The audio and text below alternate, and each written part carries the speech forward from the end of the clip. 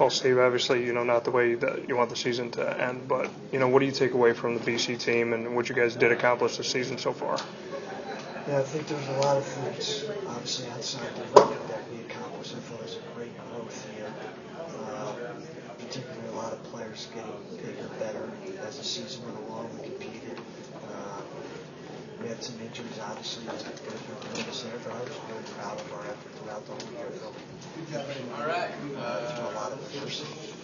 Olivier Hanlan, what can you say about, kind of how he's grown and progressed through this season and what he's meant to you and, as a whole?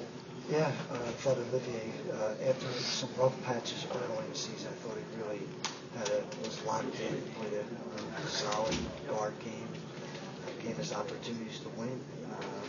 Both sides of the ball. He's a very good defender and took what defense gave him most of the year. The team, even though, despite the loss, you don't give up, you force overtime. How does that define what this season has been for you?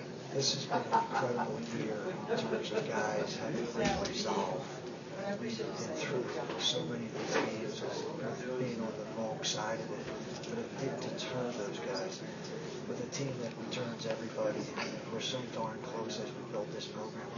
I'm sure if we continue that kind of resolve and that kind of determination, that they'll see it on the scoreboard. When you talk about guys returning and, some of these games, one possession, a couple points, how do you define a season like that where it is so close and you were just about there to, take an 8-24 season and make it a lot more than that?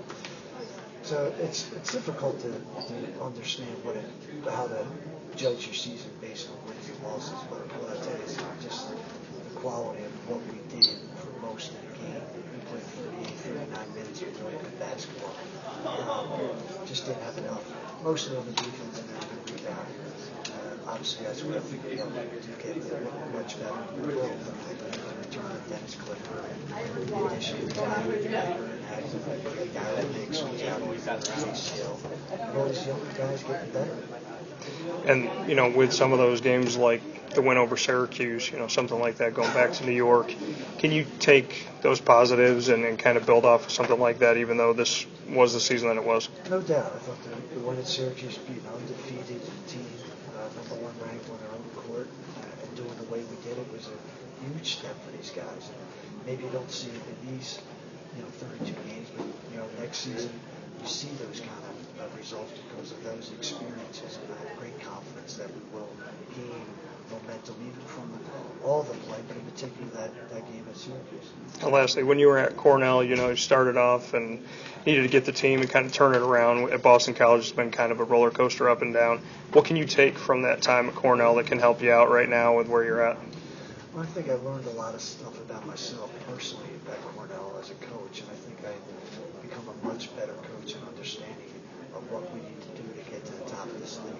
I think we're extremely close with a lot of little things to tighten up, but I've been disappointed in the regular season, absolutely, but not discouraged. I think we're extremely close in what we're doing. The Cornell years probably give me a little more perspective on things, but that's kind of where I am with Boston College. I know we're darn close.